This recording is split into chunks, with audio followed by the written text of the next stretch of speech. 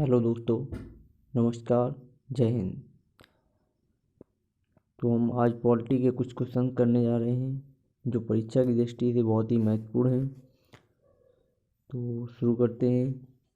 पहला क्वेश्चन है आपका, निम्नलिखित में से कौन सा मूल अधिकार का भाग नहीं है?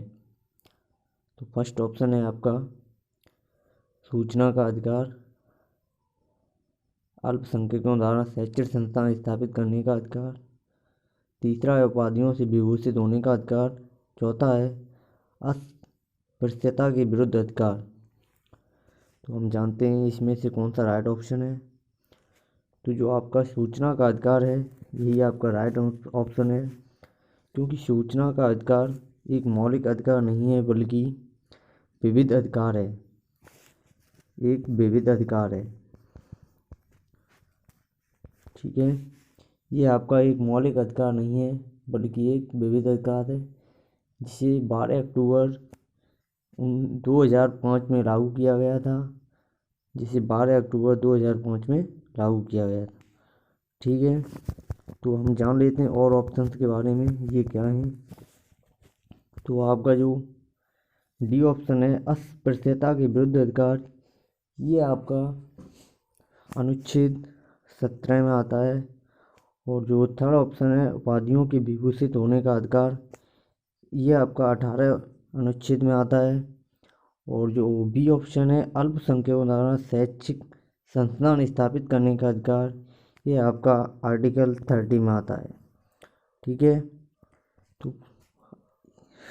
तो मौलिक अधिकार हैं, तो मूल रूप से 6 मौलिक अधिकार होते हैं।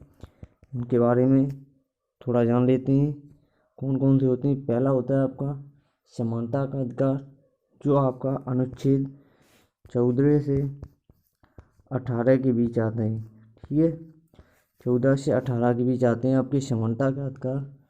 और जो सेकंड होता है आपका वो है स्वतंत्रता का अधिकार, जो अनुच्छेद 19 से 22 तक आते हैं। जो सेकंड है वो होते हैं 19 से 22 के बीच आते हैं स्वतंत्रता का अधिकार। और जो थर्ड है शोषण के विरुद्ध अधिकार, वो आपका 23 से 24 का है। और कितने में आते हैं? 23 से 24। जो थर्ड है आपके शोषण के विरुद्ध अधिकार, वो 23 से 24 के बीच आते हैं, अनुच्छेद 23 से 24। ठीक है, और थर्ड हो गया। चौथा है जो धार्मिक स्वतंत्रता का अधिकार, वो आपका अनुच्छेद 25 से 28 के बीच आते हैं। चौथा है आपका धार्मिक स्वतंत्रता का अधिकार, जो है वो 25 से 28 के बीच आते हैं, 25 से 28। ठीक है, और पांचवा है आपका संस्कृत और शिक्षा संबंधी अधिकार, जो आपका अनुच्छेद 19 से 30 के बीच में है।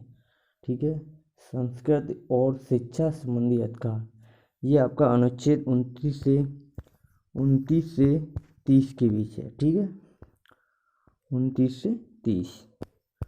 और जो लास्ट है आपका संवैधानिक उपचारों का अधिकार, ये आपका अनुच्छेद 32 के अनुसार आता है। ठीक है, अनुच्छेद 32 ये आपका ज़्यादा महत्वपूर्ण है, क्योंकि इससे और भी क्वेश्चन बन जाते हैं।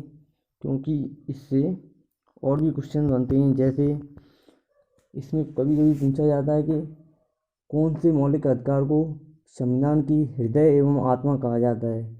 तो वो यही आर्टिकल 32 है, जिसे संविधान का हृदय एवं आत्मा कहा जाता है। इसे कहा आत्मा एवं हृदय किसने कहा था? वो कहा था आपका B.R. अम्बेडकर ने। ठीक है, B.R. अम्बेडकर ने इसे हृदय एवं आत्मा कहा था। और चलते हैं अब सेकंड क्वेश्चन की तरफ।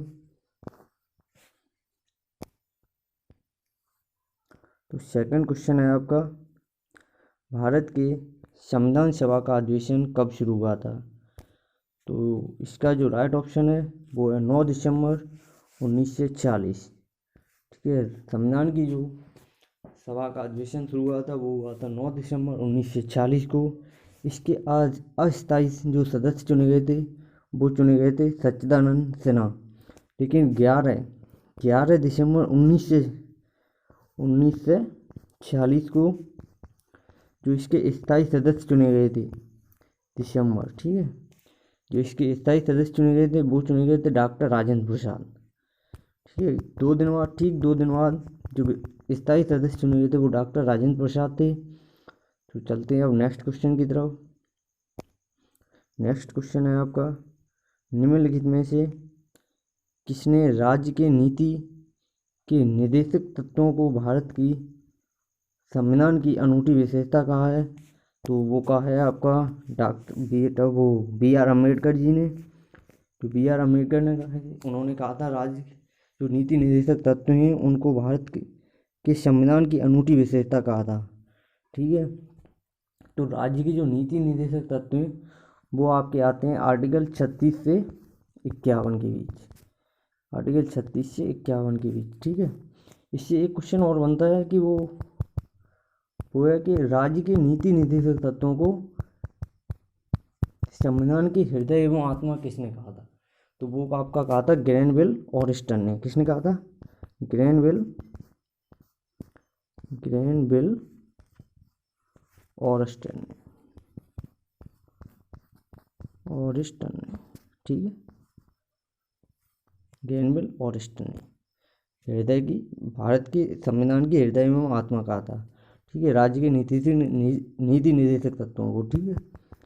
चलते हैं अब नेक्स्ट क्वेश्चन की तरफ, देखते हैं आप अपना नेक्स्ट क्वेश्चन क्या है। तो वो है, निम्नलिखित में से कौन सी रिट नहीं है?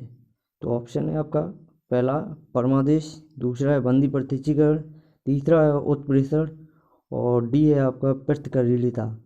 तो इसका राइट ऑप्शन है डी। कौन सा? डी, पृथ्वीकरणीयता, ठीक है। नेक्स्ट क्वेश्चन की तरफ चलते हैं।